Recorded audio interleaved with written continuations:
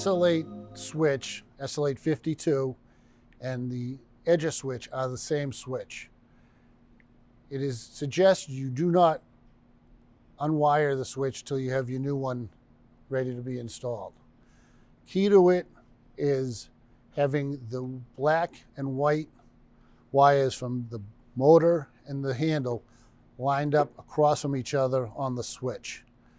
The switch does have a slit in it showing off. That would be towards the top of the machine. The ground wires are going to be installed into the cover. Once you wire it, white and black are opposite each other.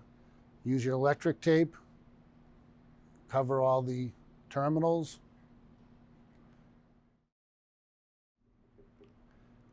And reinstall the switch back into the housing. Again, the slot on the switch is off. That goes to the top of the machine.